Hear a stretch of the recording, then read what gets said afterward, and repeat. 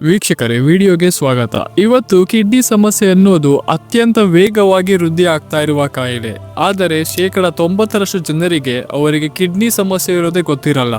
ಇವತ್ತಿನ ಈ ವಿಡಿಯೋಲಿ ಕಿಡ್ನಿಗಳು ಸಮಸ್ಯೆಗೀಡಾದಾಗ ನೀಡುವ ಮೊದಲ 6 ಆರಂಭಿಕ ಸೂಚನೆಗಳು ಹಾಗೂ ವಿಡಿಯೋದ ಕೊನೆಯಲ್ಲಿ ನಿಮ್ಮ ಕಿಡ್ನಿಗಳ ಆರೋಗ್ಯವನ್ನು ಹೇಗೆ ಕಾಪಾಡಿಕೊಳ್ಳಬಹುದೆಂದು ತಿಳಿಯೋಣ.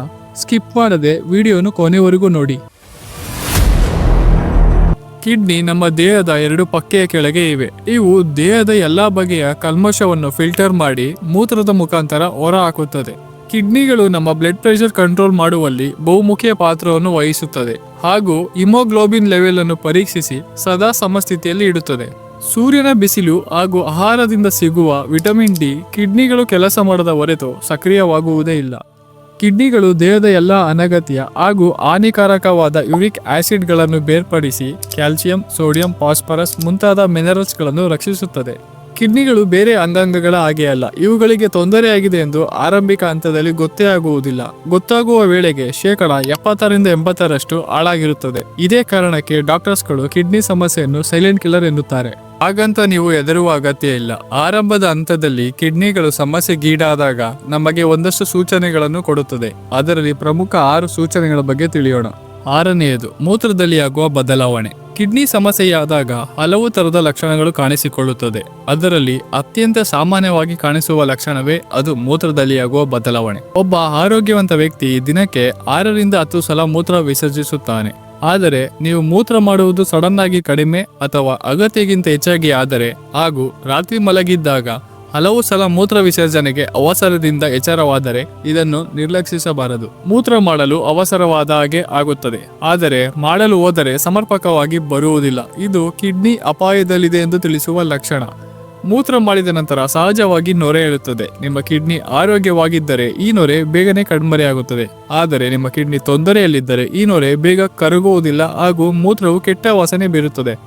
ಇದರ ಅರ್ಥ ಕಿಡ್ನಿಯ ಫಿಲ್ಟರ್ಗಳು ಸರಿಯಾಗಿ ಕೆಲಸ ಮಾಡ್ತಾ ಇಲ್ಲ ಹಾಗೂ ಅವುಗಳಿಂದ ಪ್ರೋಟೀನ್ ಲಿಕ್ವಿಡ್ ಸೋರಿ ಮೂತ್ರದ ಒಳಗೆ ಸೇರ್ತಾ ಇದೆ ಅಂತ. 5ನೆಯದು, ಊದಿಕೊಳ್ಳುವುದು. ನಿಮ್ಮ ಕೈಕಾಲುಗಳು ಊದಿಕೊಂಡರೆ ಹಾಗೂ ಬೆಳಿಗ್ಗೆ ಎದ್ದ ತಕ್ಷಣ ಕಣ್ಣಿನ ಸುತ್ತಲೂ ರಿಂಕಲ್ಗಳು ದಿನಪೂರ್ತಿ ಕಾಣಿಸಿಕೊಂಡರೆ ಅದು ಕಿಡ್ನಿ ಸಮಸ್ಯೆಯ ಸೂಚನೆಯೇ ಆಗಿರಬಹುದು. ಕಿಡ್ನಿಗಳು ಸರಿಯಾದ ರೀತಿಯಲ್ಲಿ ಫಿಲ್ಟರ್ ಮಾಡಿ ಪ್ರೋಟೀನ್ ಅನ್ನು ಉತ್ಪತ್ತಿ ಮಾಡಬೇಕು. ಒಂದು ವೇಳೆ ಅವು ಸರಿಯಾಗಿ ಕೆಲಸ ಮಾಡದಿದ್ದಾಗ ಪ್ರೋಟೀನ್ ಲೀಕ್ ಆಗಿ ಸೋಡಿಯಂ ಬ್ಯಾಲೆನ್ಸ್ ಆಗುವುದಿಲ್ಲ. ಇದರಿಂದ ಕೈಕಾಲುಗಳು ಊದಿಕೊಳ್ಳುತ್ತದೆ.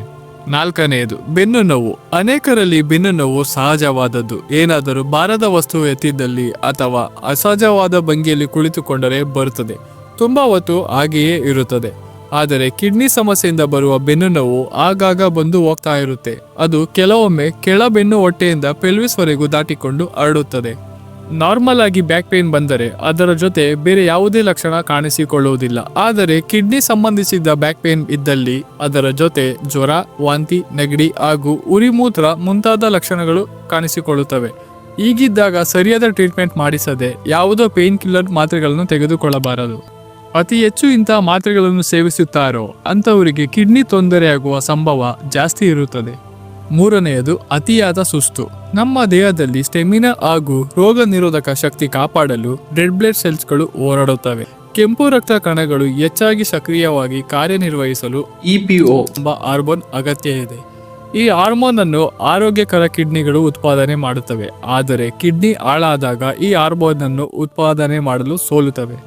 ಯಾವಾಗ ಈ ಕೆಂಪು ರಕ್ತ ಕಣಗಳು ಕಡಿಮೆ ಆಗುತ್ತವೋ ಆಗ ದೇಹದ ಒಳಗೆ ಆಕ್ಸಿಜನ್ ಪ್ರಮಾಣ ಕುಸಿದು ಎನರ್ಜಿ ಲೆವೆಲ್ ಸಹ ಕಮ್ಮಿ ಆಗುತ್ತದೆ. ಹೀಗಿದ್ದಾಗ ಸಣ್ಣ ಕೆಲಸ ಮಾಡಿದರೂ ಸುಸ್ತು, ಊಟ ಮಾಡಿದರೂ ಅಥವಾ ರಾತ್ರಿ ಚೆನ್ನಾಗಿ ಬಹಳ ಹೊತ್ತು ಮಲಗಿ ಎದ್ದ ನಂತರವೂ ಸಹ ಆಯಾಸ ಮುಂದುವರಿಯುತ್ತದೆ. ಈ ರೀತಿಯಾದಾಗ ಒಮ್ಮೆ ಬ್ಲಡ್ ಟೆಸ್ಟ್ ಮಾಡಿಸೋದು ಉತ್ತಮ. ಆ ಟೆಸ್ಟ್ನಲ್ಲಿ ಒಂದು ವೇಳೆ ರೆಡ್ ಬ್ಲಡ್ ಸೆಲ್ಸ್ಗಳು ಕಡಿಮೆ ಇದ್ದಲ್ಲಿ ಅಥವಾ ಹಿಮೋಗ್ಲೋಬಿನ್ ಪ್ರಮಾಣ ಕಡಿಮೆ ಇದ್ದಲ್ಲಿ ನಿಮ್ಮ ಕಿಡ್ನಿ ಅಪಾಯದಲ್ಲಿದೆ ಎಂದರ್ಥ. ಆಗ ರಕ್ತ ಹೆಚ್ಚಿಸುವ ತರಕಾರಿ ಹಾಗೂ ಹಣ್ಣಿನ ಸೇವನೆ ಉತ್ತಮ. 2ನೆಯದು, ತುರಿಕೆ. ಮೈಕೈಯಲ್ಲಿ ಆಗುವ ತುರಿಕೆ. ಕಿಡ್ನಿಗಳು ರಕ್ತ ಶುದ್ಧೀಕರಣ ಮಾಡಿ ಅದರಲ್ಲಿರುವ ಕಲ್ಮಶನು ಹೊರ ಹಾಕಬೇಕು.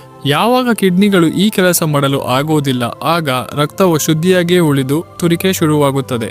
ಆಗಾಗ ಈ ರೀತಿಯ ತುರಿಕೆ ಅಥವಾ ಕೆಂಪು ರ್ಯಾಷಸ್ ಆಗ್ತಾ ಇದ್ದರೆ ಕಿಡ್ನಿ ತೊಂದರೆಯಲ್ಲಿದೆ ಎಂದರ್ಥ. 1ನೇದು, ಅಧಿಕ ರಕ್ತದೊತ್ತಡ ಹಾಗೂ ಮಧುಮೇಹ. ಕಿಡ್ನಿಗಳು ಸರಿಯಾಗಿ ರಕ್ತ ಶುದ್ಧೀಕರಣ ಮಾಡದೆ ಹೋದಲ್ಲಿ ರಕ್ತವು ಕಲ್ಮಶಗೊಂಡು ಹೈ ಬ್ಲಡ್ ಪ್ರೆಷರ್ ಹಾಗೂ ಡಯಾಬಿಟಿಸ್ಗೆ ದಾರಿ ಮಾಡಿಕೊಡುತ್ತದೆ. ಹೈ ಬ್ಲಡ್ ಪ್ರೆಷರ್ ಇಂದ ರಕ್ತವು ಗಟ್ಟಿಯಾಗಿ ಕಿಡ್ನಿಯ ಫಿಲ್ಟರ್ ಕೆಲಸಕ್ಕೆ ತೊಂದರೆ ಮಾಡುತ್ತವೆ. ಕಿಡ್ನಿಯ ಮೂಲ ಕೆಲಸವೇ ರಕ್ತ ಶುದ್ಧಿ ಮಾಡುವುದು. ಯಾವಾಗ ಅವು ಈ ಕೆಲಸ ಮಾಡಲಾಗುವುದಿಲ್ಲ, ಆಗ ರಕ್ತ ಮಾಲಿನ್ಯಗೊಂಡು ಅನೇಕ ವಿಷಕಾರಿ ಅಂಶಗಳು ದೇಹದ ಹಲವು ಕಡೆ ಸಂಗ್ರಹವಾಗಬಹುದು. ಹಾಗಂತ ನೀವು ಹೆದರುವ ಅಗತ್ಯ ಇಲ್ಲ. ಸ್ವಲ್ಪ ಎಚ್ಚರಿಕೆ ವಹಿಸಿದರೂ ಸಹ ನಿಮ್ಮ ಕಿಡ್ನಿ ಆರೋಗ್ಯವನ್ನು ಸುಧಾರಿಸಬಹುದು. ಅದು ಹೇಗೆಂದರೆ ಸಾಕಷ್ಟು ಪ್ರಮಾಣದಲ್ಲಿ ನೀರು ಕುಡಿಯೋದು. ನಾವು ಸರಿಯಾಗಿ ನೀರು ಕುಡಿಯದೇ ಇರೋದೇ ಕಿಡ್ನಿ ಸ್ಟೋನ್ ಹಾಗೂ ಕಿಡ್ನಿ ಇನ್ಫೆಕ್ಷನ್ಗೆ ಮೂಲ ಕಾರಣ. ಡಿಹೈಡ್ರೇಷನ್ ಕಿಡ್ನಿಗೆ ಒಳ್ಳೆಯದಲ್ಲ. ಹೀಗಾಗಿ ದಿನವೊಂದಕ್ಕೆ ಕನಿಷ್ಠ 3ರಿಂದ 4 ಲೀಟರ್ ನೀರು ಕುಡಿಯಲೇಬೇಕು. ಅದರಲ್ಲೂ ಬಿಸಿ ಅಥವಾ ಬೆಚ್ಚನೆ ನೀರು ಕುಡಿಯೋದು ಇನ್ನೂ ಒಳ್ಳೆಯದು. ನೀವು ಅನಗತ್ಯವಾಗಿ ಯಾವುದೇ ಆಂಟಿಬಯೋಟಿಕ್ಸ್ ಅಥವಾ ಪೇನ್ ಕಿಲ್ಲರ್ ಮಾತ್ರೆಗಳನ್ನು ಸೇವಿಸಬಾರದು. ತೀರಾ ಅಗತ್ಯವಿದ್ದಾಗ ಮಾತ್ರ ಸೇವನೆ ಮಾಡಬೇಕು. ಜಿಮ್ಗೆ ಹೋಗುವವರು ಸ್ಟಿರಾಯ್ಡ್ ತೆಗೆದುಕೊಳ್ಳುವುದನ್ನು ಅವಾಯ್ಡ್ ಮಾಡಬೇಕು. ಇದು ಕಿಡ್ನಿಗೆ ತುಂಬಾನೇ ಮಾರಕ. ಪ್ರತಿನಿತ್ಯ ದೇಹಾಭ್ಯಾಸ ಮಾಡಿದರೆ ತುಂಬಾನೇ ಉತ್ತಮ. ಇದಿಷ್ಟನ್ನು ಸಹ ನೀವು ಪಾಲಿಸಿದರೆ ಖಂಡಿತವಾಗಿಯೂ ನಿಮ್ಮ ಕಿಡ್ನಿ ಆರೋಗ್ಯವನ್ನು ಕಾಪಾಡಿಕೊಳ್ಳಬಹುದು. ಕಿಡ್ನಿ ಅತ್ಯಂತ ಮುಖ್ಯವಾದ ಅಂಗ. ಒಂದು ಸಲ ಫೇಲ್ ಆದಲ್ಲಿ ರೀಪ್ಲೇಸ್ ಮಾಡುವುದು ಬಹಳ ಕಷ್ಟ ಹಾಗೂ ತುಂಬಾನೇ ಹಣ ಬೇಕಾಗುತ್ತದೆ. ಈಗ ಎಲ್ಲ ಕಡೆ KFT ಕಿಡ್ನಿ ಫಂಕ್ಷನ್ ಟೆಸ್ಟ್ ಅನ್ನು ಮಾಡುತ್ತಾರೆ. ಹೆಚ್ಚೆಂದರೆ 350 ರೂಪಾಯಿ ಖರ್ಚಾಗಬಹುದು. ಈ ಟೆಸ್ಟ್ ಅನ್ನು ಮಾಡಿಸಿ ನಿಮ್ಮ ಕಿಡ್ನಿ ಸ್ಟೇಟಸ್ ಹೇಗಿದೆ ಎಂದು ಗೊತ್ತಾಗುತ್ತದೆ. ಈ ವಿಡಿಯೋದ ಬಗ್ಗೆ ನಿಮ್ಮ ಅಭಿಪ್ರಾಯವನ್ನು ಕಮೆಂಟ್ ಸೆಕ್ಷನ್ ಅಲ್ಲಿ ತಿಳಿಸಿ. ಹೆಚ್ಚಿನ ವಿಡಿಯೋಗಾಗಿ ಚಾನಲ್ನ ಸಬ್ಸ್ಕ್ರೈಬ್ ಮಾಡಿ. Thank you.